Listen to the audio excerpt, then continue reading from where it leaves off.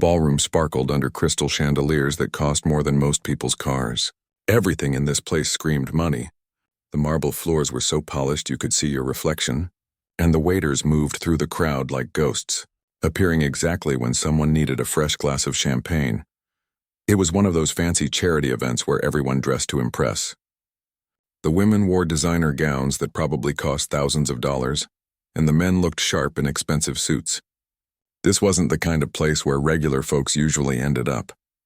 But tonight, a young woman named Lily stood near the back wall feeling completely out of place. She was 28 years old and worked as a software engineer at a tech company downtown. Her dress was nice enough, something she'd bought on sale last month, but it was nothing compared to what everyone else was wearing. She'd only ended up here because her coworker had an extra ticket and didn't want to come alone. "It'll be fun," he'd said. "Free food, fancy place, what's the worst that could happen?" Right now, Lily was starting to regret saying yes. She found herself standing next to a beautiful grand piano that sat in the corner of the ballroom. It was a stunning instrument, black and glossy, the kind that cost as much as a house. The piano seemed almost lonely there, like a piece of art that everyone admired but nobody touched. Without thinking, Lily's fingers reached out and gently brushed against the keys. She didn't press them down, just felt the smooth surface beneath her fingertips. That small gesture, that tiny moment of connection with the instrument, caught someone's attention. On the other side of the piano, a man in his early 40s was holding court with a small group of people. His name was Richard, and everyone in this room knew who he was. He was a famous music critic, the kind of person who could make or break a musician's career with a single review in the newspaper. He'd written books about classical music, appeared on television shows, and had an opinion about everything related to the arts. Richard was the kind of man who loved the sound of his own voice. He stood there in his perfectly tailored suit, a glass of wine in his hand, telling stories that made his little audience laugh at all the right moments. He had that kind of confidence that comes from years of people telling you how important you are. When he noticed Lily touching the piano, something flickered across his face. Amusement, maybe? Or was it something meaner? He paused in the middle of his story and turned slightly toward her. "You know," he said, loud enough that people nearby could hear, "everyone thinks they can play piano these days." His voice carried across that corner of the ballroom. Several heads turned. Lily's hand froze on the keys. Richard's friends chuckled, sensing entertainment coming. He took a sip of his wine and continued, warming up to his audience. "It's the internet, you see. Everyone watches a few YouTube videos, pecks out Twinkle, Twinkle, Little Star, and suddenly they think they're the next Mozart." More laughter rippled through his group. Lily felt her face getting hot. She pulled her hand back from the piano like it had burned her. But Richard wasn't done. He was enjoying himself now, and the small audience he'd gathered only encouraged him. "I saw a girl last week at a coffee shop," he went on, gesturing with his wine glass. "She was playing some poor excuse for Beethoven on their piano. I had to leave. It was painful. Absolutely painful." Someone in his group said something about how standards had really fallen these days, and Richard nodded enthusiastically. Exactly. Nobody appreciates the years of training, the dedication, the natural talent it takes to truly master an instrument. They think if they can press the right keys in the right order, they're musicians. Lily stood very still, hoping he would move on to a different topic. Her coworker had wandered off somewhere to network, and she was alone. A few other guests had noticed the exchange and were watching with that uncomfortable curiosity people have when they witness something mean but don't want to get involved. Then, Richard looked directly at her. "Tell me," he said, his voice dripping with false politeness. "Did you learn from YouTube? Or was it one of those app things? Piano in 30 days, that sort of nonsense?" The small crowd around him laughed again, louder this time. Lily felt like she was back in middle school, being picked on by the popular kids. Her heart was pounding so hard she could hear it in her ears. I wasn't going to play," she managed to say quietly. "Oh, come now," Richard said, taking a step closer. He was really performing now, feeding off the attention. "Don't be modest. I'm sure you're very talented. Everyone is these days. We're all special, aren't we? We all get participation trophies." Someone nearby snickered. Lily noticed that more people were watching now. The conversation in that corner of the ballroom had quieted down. Even the waiters had slowed their movements, sensing the tension. Richard set his wine glass down on a nearby table and spread his hands in a gesture of mock generosity. Please, the piano is right there. Don't let me stop you. I'm sure we'd all love to hear what you can do. The way he said it made it clear he expected nothing. Or worse, he expected her to embarrass herself and he was going to enjoy every second of it. Lily's hands were shaking. She clasped them together in front of her, trying to hide it. Part of her wanted to run out of the ballroom, call a taxi, and never think about this night again. Who was this man to judge her? Who was he to make fun of someone he didn't even know? But another part of her, a part she'd kept buried for a very long time, was waking up. It was angry. Not the loud, explosive kind of angry, but the quiet, burning kind that comes from years of pushing down feelings you didn't think you could afford to have. Her coworker reappeared at her elbow, holding 2 glasses of champagne. He'd missed the whole exchange. Hey, sorry that took so long. Johnson from accounting wouldn't stop talking about his golf game. You want to grab some food? They've got these little crab cakes that are actually pretty good. Lily didn't answer. She was staring at the piano, her mind racing. Richard had turned back to his group, already moving on to another story, another chance to show off his knowledge and wit. He'd dismissed her completely, the way you might dismiss a child who'd interrupted the adults talking. But then Lily did something that surprised everyone, including herself. She took a step toward the piano. Her coworker looked confused. Lily, you okay? She took another step. And another. Her legs felt like they were moving on their own, carrying her forward even though her brain was screaming at her to stop, to not make this worse, to not draw more attention to herself. Richard noticed the movement from the corner of his eye and turned back, eyebrows raised. The smile on his face was pure smugness. He thought he knew exactly what was about to happen. He'd pushed just hard enough to make someone prove his point for him. Lily reached the piano bench and stood there for a moment, her hand resting on the smooth wood. The entire corner of the ballroom had gone quiet now. Even people who'd been deep in their own conversations were looking over, sensing that something was happening. She sat down slowly, adjusting the bench with trembling hands. The piano sat before her like a challenge, like a test she hadn't studied for. Her fingers hovered over the keys, not quite touching them. Richard leaned against a nearby column, arms crossed, that satisfied smile still on his face. He whispered something to the person next to him, and they both laughed quietly. Lily closed her eyes and took a deep breath. What happened next would change everything. Lily's mind drifted back as she sat at the piano bench, her eyes still closed. The sounds of the ballroom faded away, replaced by memories she'd spent years trying to forget. She was 4 years old again, standing in her father's workshop. The smell of wood polish and old paper filled her nose. Her dad wasn't like other dads. While her friends' fathers worked in offices or construction sites, hers fixed pianos. He was a piano tuner, and their small house in rural Pennsylvania was always full of music. She remembered watching him work, his gentle hands moving across the keys, his ear pressed close to listen to sounds most people couldn't hear. He could tell if a single string was off by just a fraction, and he'd spend hours making it perfect. He loved pianos the way some people loved people. One day, when she was barely tall enough to reach the keys, he lifted her onto the bench of an old upright piano in his workshop. Try it, he'd said, his eyes twinkling. Just press any key you want. She'd pressed middle C and the sound had made her laugh with joy. Her father smiled. Again, he said. She pressed it again. And again. She couldn't stop. Something about that sound, that simple note, felt like magic. That was the beginning. By the time she was 6, she was playing songs that kids twice her age struggled with. Her father found her a teacher, Mrs. Chen, a retired concert pianist who lived 2 towns over. Every Tuesday and Thursday, her dad would drive her 40 minutes each way for lessons. He couldn't really afford it, not with their family's tight budget, but he made it work. He believed in her that much. Mrs. Chen was strict but kind. She taught Lily that playing piano wasn't just about hitting the right notes. It was about feeling the music, letting it flow through you like water. The piano doesn't make music, she used to say. You make music. The piano is just the tool. Lily practiced 8 hours a day. While other kids were playing video games or hanging out at the mall, she sat at the piano. Her fingers would ache, her back would hurt, but she loved it. Music became her language, the way she understood the world. By the time she was 12, she was winning competitions across the state. Small ones at first, then bigger ones. Her bedroom shelf filled up with trophies and medals. Local newspapers wrote articles about the piano prodigy from Millfield.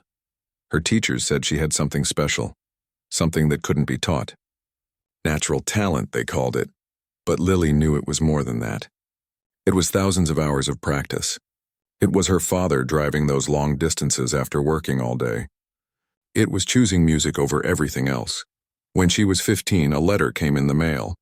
The envelope was thick and fancy, with the name of a famous music school printed on the front. Her hands had shaken as she opened it. Her father stood behind her, holding his breath. She'd been accepted to Juilliard. Full scholarship. One of the most prestigious music schools in the entire world wanted her. Her father had cried. She'd never seen him cry before. He picked her up and spun her around their tiny kitchen, laughing and crying at the same time. "You did it," he kept saying. "You actually did it." That summer before she left for New York felt like a dream. She practiced even more, wanting to be ready. Her father was so proud he told everyone who'd listen. The mailman, the grocery store clerk, random people at church. "My daughter's going to Juilliard," he'd say, beaming. She moved to New York City right after her 16th birthday. The campus was overwhelming, beautiful and terrifying at the same time. Everyone there was talented. Everyone had been the best at their old school. Suddenly she was just another music student, not special anymore. But she worked harder than anyone. Her roommate would wake up at 2 in the morning to find Lily still in the practice rooms, her fingers flying across the keys. She made friends with other piano students, attended concerts, studied under professors who'd performed in front of thousands of people. Life felt perfect. Scary and challenging, but perfect. Then 3 months into her first year, her phone rang at 11 at night. It was her mother, and her voice sounded wrong, shaky, scared. "It's your father," she said. "He's in the hospital." The next few hours were a blur. Lily threw clothes into a bag, caught a bus back to Pennsylvania, arrived at the hospital as the sun was coming up. Her mother sat in the waiting room, her face pale and exhausted. Her father had suffered a massive stroke while working in his shop.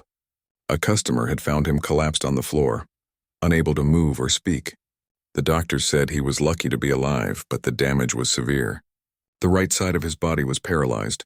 He couldn't talk. He could barely swallow. Lily sat by his hospital bed, holding his left hand, the only one that still worked. He looked at her with tears running down his face. She knew what he was thinking without him saying a word. He was worried about her missing school, about ruining her dreams. "It's okay, Dad," she whispered. Everything's going to be okay, but it wasn't okay. The hospital bills started piling up. Her father needed special care, physical therapy, medications. Insurance covered some of it, but not nearly enough. Her mother worked 2 jobs, but it wasn't enough to pay for everything and keep the house. Lily made a decision. She took a leave of absence from Juilliard. "Just for 1 semester," she told herself. "Just until we figure things out." 1 semester turned into a year. She got a job at a local diner, working double shifts. She helped her mother take care of her father, learning how to help him with physical therapy exercises, how to communicate with him through blinks and hand squeezes. The piano in their living room sat silent. She couldn't bring herself to play it. Every time she looked at it, she thought about what she'd lost. It hurt too much, her professors called. Her scholarship coordinator called. They wanted to know when she was coming back. Soon, she kept saying. Very soon. But deep down, she knew the truth. She wasn't going back. A friend from high school told her about coding boot camps, intensive programs that taught you computer programming in a few months. "Tech companies are hiring like crazy," he said. "The pay is good. Really good." Lily didn't know anything about computers, but she was desperate. She enrolled in a 3-month boot camp, studying late into the night after her shifts at the diner. Coding was nothing like music, but she approached it the same way, with discipline and determination. She got a job as a junior software engineer 6 months later.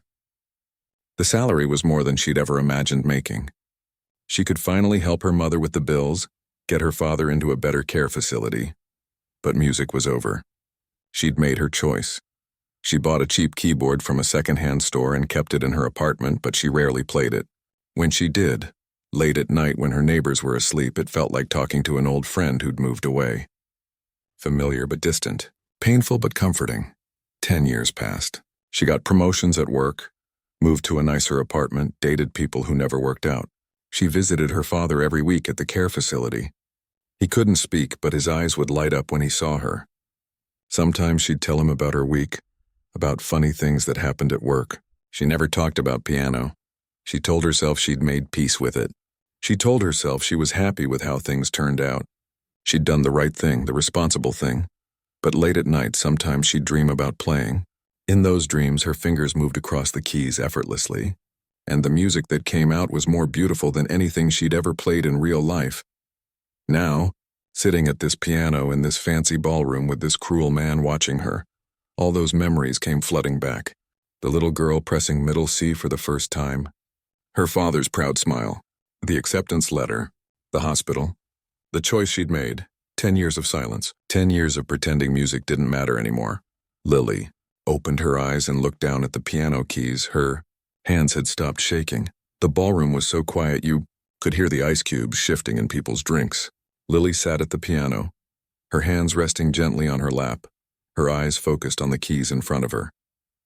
She could feel dozens of eyes watching her, waiting for her to fail, waiting for the entertainment Richard had promised them. Richard stood off to the side, leaning casually against a marble column with his arms crossed. That smug smile was still on his face. He'd already decided how this would go. She'd play something simple and clumsy, maybe the first few bars of a beginner's song, and then she'd stop embarrassed. Everyone would have a good laugh. He'd make some witty comment, and the evening would move on. Just another story for him to tell at dinner parties. But something was different about Lily now. The fear that had gripped her moments ago was gone. In its place was something calm and clear, like the surface of a still lake. She lifted her right hand and extended one finger. Her index finger hovered over middle C, the same key she'd pressed as a 4-year-old girl in her father's workshop. The same note that had started everything. She pressed it once. A single pure tone rang out across the ballroom. It was perfect. Not just in tune, though it was that. It was the way she struck it. The exact pressure, the precise timing, the way she let it resonate and fade naturally without rushing or forcing it. Musicians in the crowd felt it immediately. That one note told them everything they needed to know. This wasn't an amateur. This was someone who understood the instrument at a level most people never reach. Richard's smile flickered for just a second, but he didn't move. One note didn't mean anything. Anyone could get lucky with one note. Then Lily's hands came to life. She didn't ease into it. She didn't start with something gentle to warm up. She launched straight into Rachmaninoff's Piano Concerto No. 3, one of the most brutally difficult pieces ever written for piano. Professional pianists spent years mastering it. Some never did. It required not just technical skill, but enormous physical stamina and emotional depth. Her fingers exploded across the keys like lightning. The opening passage came thundering out of the piano, loud and powerful and absolutely precise. Her left hand hammered out the deep bass notes while her right hand flew across the higher keys, both moving independently with perfect coordination. The sound filled the entire ballroom, drowning out everything else. People gasped. Conversation stopped mid-sentence. Waiters froze with their trays in the air. Everyone turned toward the piano, unable to look away. Richard's smile vanished. His arms uncrossed and dropped to his sides. His mouth opened slightly as he stared at Lily, watching her hands move faster than seemed physically possible. The music was overwhelming. It wasn't just that she was playing the notes correctly, though she was. Every single one was perfect. It was the way she played them. The passion, the raw emotion pouring out of her fingers. You could hear 10 years of silence in that music. 10 years of buried dreams, of midnight regrets, of wondering what might have been. An older man near the front of the crowd gripped his wife's arm. He was a conductor for a major symphony orchestra, and he'd heard thousands of pianists in his career. His eyes were wide with disbelief. He leaned close to his wife and whispered, "That's Juilliard level. Maybe better." The piece had moments of incredible power where Lily's hands crashed down on the keys with force that made the chandeliers shake. Then, without warning, it would shift to passages so delicate and gentle that people held their breath, afraid any sound might break the spell. Her fingers danced across the keys like they were having a conversation, asking questions and answering them. Lily's eyes were closed now. She wasn't in the ballroom anymore. She was somewhere else entirely. Somewhere the music had taken her. Her body swayed slightly as she played, completely absorbed in the piece. Sweat beaded on her forehead from the physical exertion. But she didn't slow down. If anything, she played harder, faster, pouring everything she had into it. Her coworker stood off to the side with his mouth hanging open. He'd worked with Lily for 3 years. They'd had lunch together hundreds of times. He knew she liked coffee with 2 sugars, that she was good at fixing computer bugs, that she usually brought leftovers from home. He had no idea about any of this. No idea she could do this. In the crowd, a young woman who was a professional pianist herself started crying. She recognized the difficulty of what Lily was playing, understood the years of training it required. She also recognized something else. This wasn't just technical skill. This was artistry. This was someone who didn't just play the piano, someone who spoke through it. Richard looked like he'd been punched in the stomach. The color had drained from his face. He'd realized his mistake, understood the magnitude of what he'd done.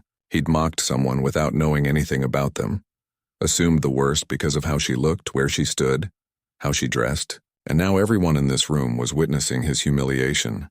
Some of his friends who'd laughed at his jokes earlier were stepping away from him now, putting distance between themselves and his embarrassment. One woman who'd been hanging on his every word earlier wouldn't even look at him. The music built toward its climax. Lily's hands moved in a blur, hitting complex chord progressions that sounded like they required 3 people to play. The piano sang and growled and whispered under her touch. She hit the dramatic high notes that rang out clear and bright, then plunged back down to the rumbling bass notes that you could feel in your chest. People in the back of the ballroom had pushed forward, crowding around to see better. Someone held up their phone to record, then lowered it, realizing that capturing this on video wouldn't do it justice. This was something you had to experience in person, something you had to feel. An elderly woman in an expensive gown had tears streaming down her face. She didn't even know why she was crying. Something about the music reached into her chest and grabbed her heart.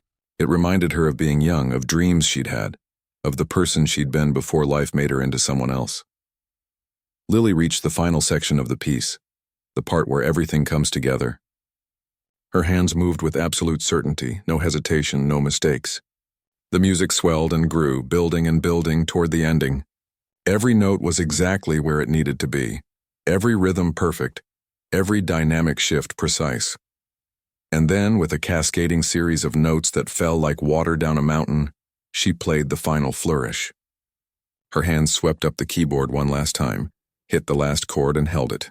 The note rang out across the ballroom, echoing off the marble floors and high ceilings, hanging in the air like a question that didn't need an answer. Then silence. Complete and total silence. Lily's hands stayed on the keys for a moment, then slowly lifted. She opened her eyes and stared at the piano like she was seeing it for the first time. Her chest was heaving from the physical exertion. A single tear ran down her cheek, but she wasn't sad. She wasn't happy either. She was something else entirely. Released, maybe. Free. For 3 long seconds, nobody moved. Nobody made a sound. Then the ballroom erupted. The applause started like thunder, sudden and overwhelming. People weren't just clapping politely like they did at these fancy events. They were on their feet, some of them shouting, whistling, clapping so hard their hands hurt. The sound was deafening. The conductor who'd whispered to his wife earlier was clapping above his head, a huge smile on his face. The young pianist who'd been crying was still crying, but now she was also applauding. Lily's coworker was cheering like he was at a sports game, pumping his fist in the air. People rushed forward, trying to get closer to the piano, to Lily. They wanted to talk to her, congratulate her, ask her questions. Who was she? Where had she trained? Why hadn't they heard of her before? But Lily didn't wait for any of that. She stood up from the bench calmly, smoothed down her dress and walked straight toward the exit. She didn't look at Richard, didn't acknowledge the crowd, didn't stop to accept their praise. She walked past him like he was invisible, like he was nothing at all. And somehow that was more powerful than anything she could have said. Lily made it halfway across the ballroom before the crowd caught up with her. People were calling out, reaching for her arm, trying to get her attention. The noise was overwhelming after the focused silence of playing. Her ears were still ringing from the music, her hands still tingling from the keys. "Miss, wait. Please wait." She turned to see the elderly conductor pushing through the crowd. He was breathing hard like he'd been running. His wife trailed behind him, holding his arm to steady him. Up close, Lily could see he was probably in his 70s with kind eyes and silver hair. "I'm sorry to chase you down like this," he said, slightly out of breath, "but I couldn't let you leave without speaking to you." That was extraordinary, truly extraordinary. Lily didn't know what to say. She'd forgotten what it felt like to have people react to her playing. For 10 years, the only person who'd heard her was herself.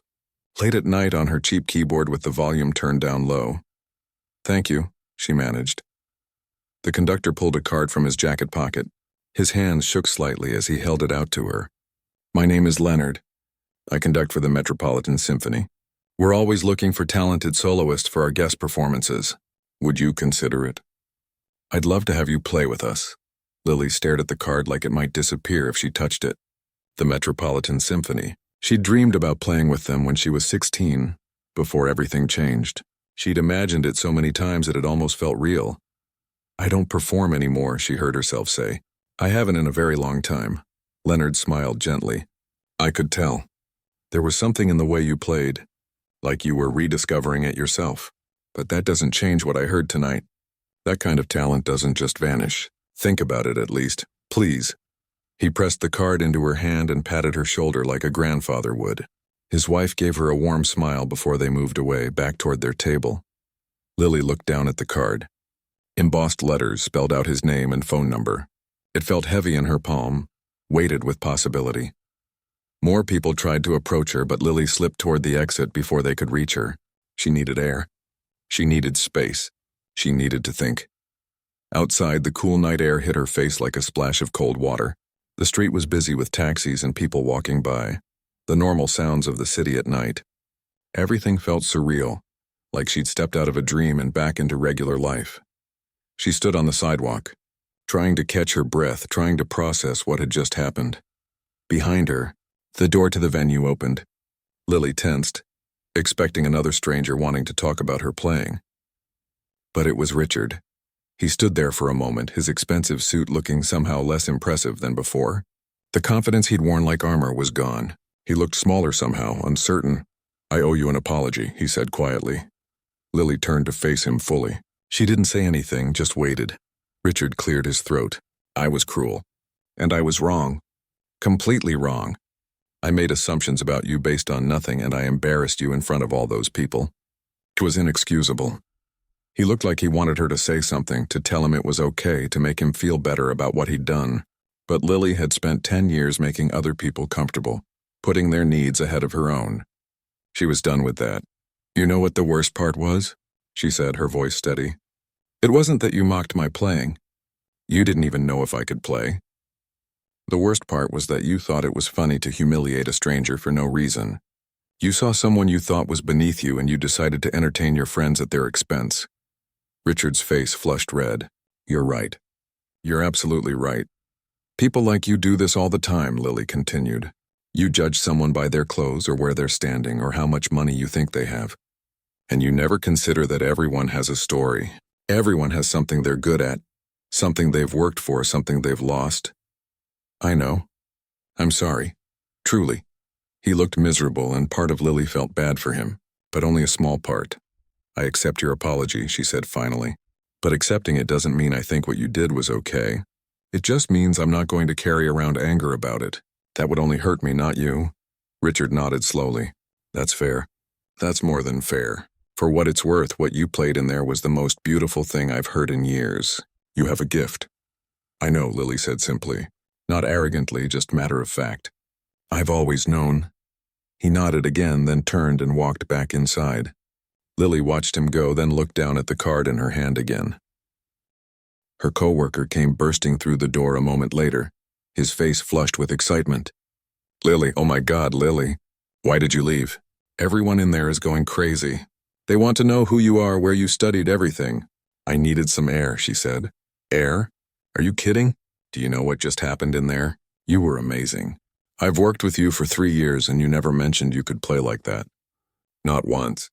Lily shrugged. "It didn't seem relevant." "Didn't seem relevant? Lily, you could be famous. You could be playing concerts, making records. Why are you writing code when you can do that?" It was a question she'd asked herself 1,000 times over the past 10 years.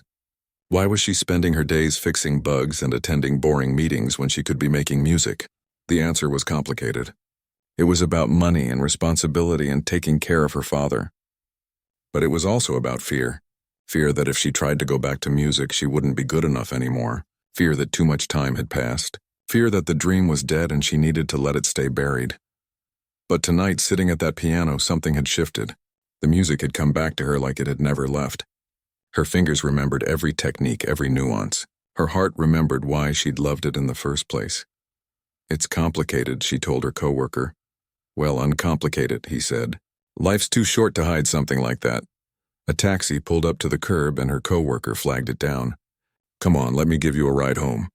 You look exhausted." During the ride, Lily stared out the window at the city lights blurring past. She thought about her father, sitting in his care facility, unable to speak but always listening when she told him about her week. She thought about the little girl who'd fallen in love with a single note. She thought about the teenager who'd believed anything was possible. She thought about the woman she'd become, practical and responsible and safe. The taxi stopped in front of her apartment building. She paid her half of the fare and climbed out, Leonard's card still clutched in her hand. Inside her apartment, everything looked the same as when she'd left it a few hours earlier. Her laptop sat on the kitchen table, surrounded by work notes. Her cheap keyboard was in the corner, covered with a sheet. Mail was piled on the counter. Normal life waiting for her to step back into it. But something felt different now. The apartment felt smaller, like she'd outgrown it somehow in the space of a single evening. Lily walked to the keyboard and pulled off the sheet. Dust floated in the air, caught in the light from the window. She sat down and turned it on. The sound was tinny and artificial compared to the grand piano at the ballroom, but it was familiar. She played a few notes, then a few more. Then she was playing for real, letting her fingers move across the keys, playing everything she'd kept bottled up for so long. She played until her neighbors knocked on the wall, asking her to keep it down. She played until her fingers ached. She played until she was crying and didn't know why. When she finally stopped, it was past midnight. She sat in the quiet apartment, breathing hard, and pulled out Leonard's card one more time. Tomorrow she had work, reports to finish, meetings to attend, code to write, the normal routine that had defined her life for 10 years. But she also had a decision to make. Keep playing it safe, or take a risk on the dream she'd thought was dead and buried. Lily set the card on top of the keyboard where she'd see it first thing in the morning. Then she went to bed, but she didn't sleep.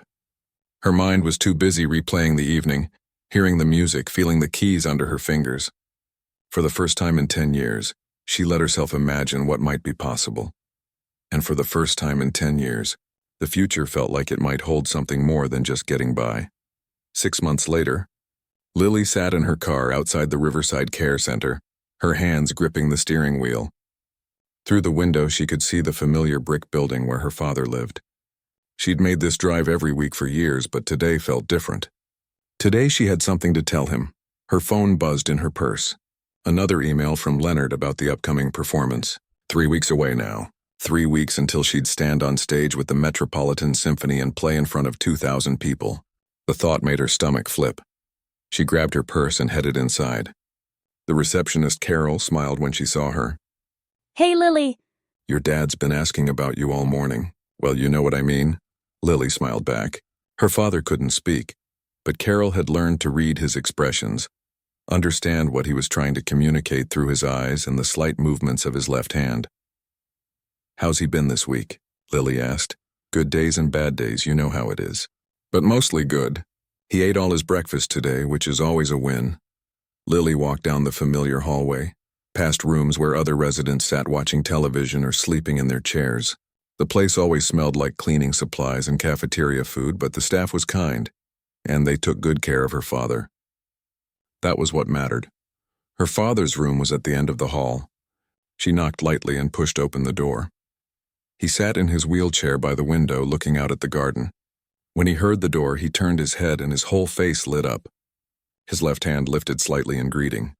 "Hey, Dad," Lily said, kissing his forehead. She pulled a chair close to his wheelchair and sat down. "Sorry I'm a little late. Traffic was terrible." He made a small sound, his version of acknowledgement. Over the years, they'd developed their own language.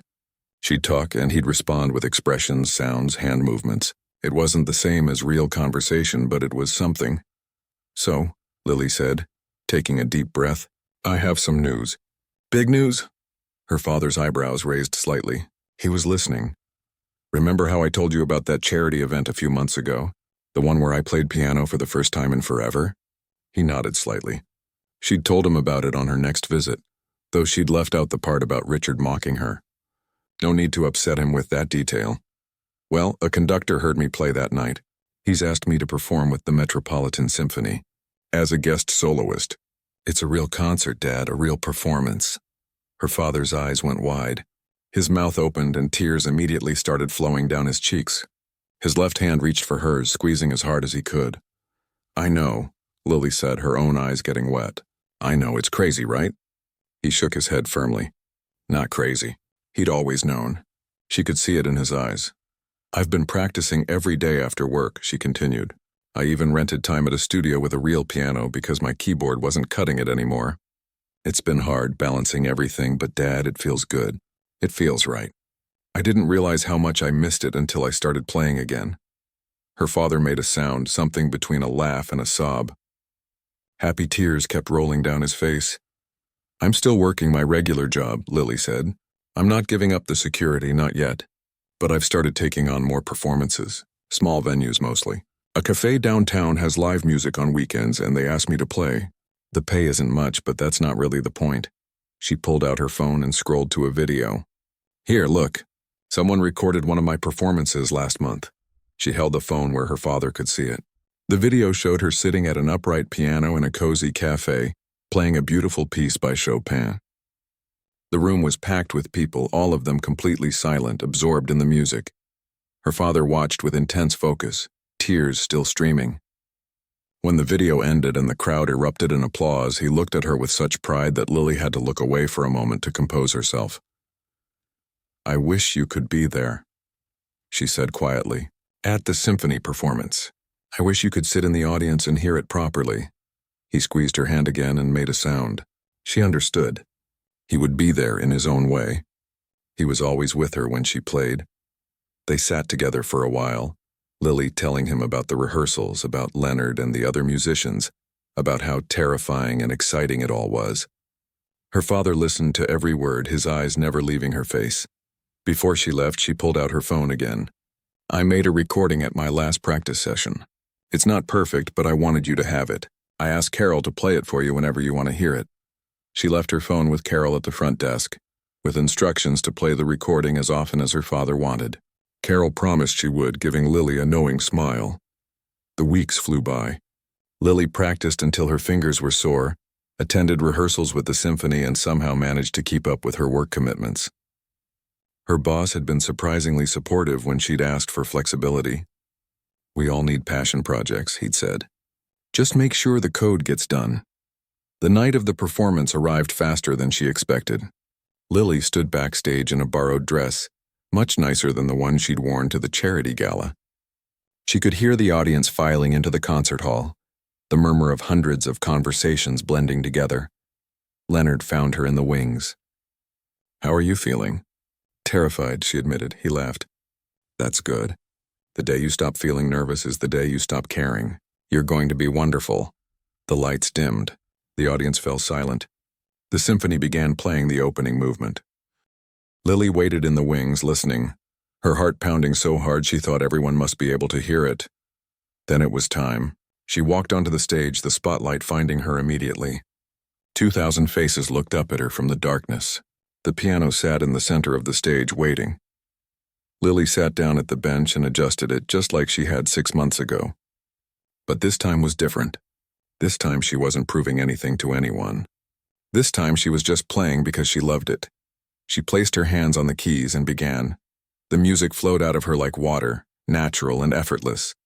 The symphony joined in, wrapping around her playing, supporting it and elevating it. She forgot about the audience, forgot about being nervous. There was only the music and the feeling of finally being exactly where she was supposed to be. When the piece ended, the silence lasted for 3 heartbeats. Then the audience exploded.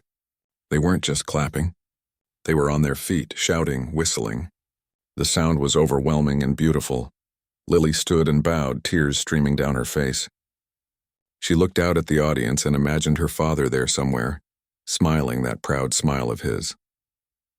After the concert, people crowded around her.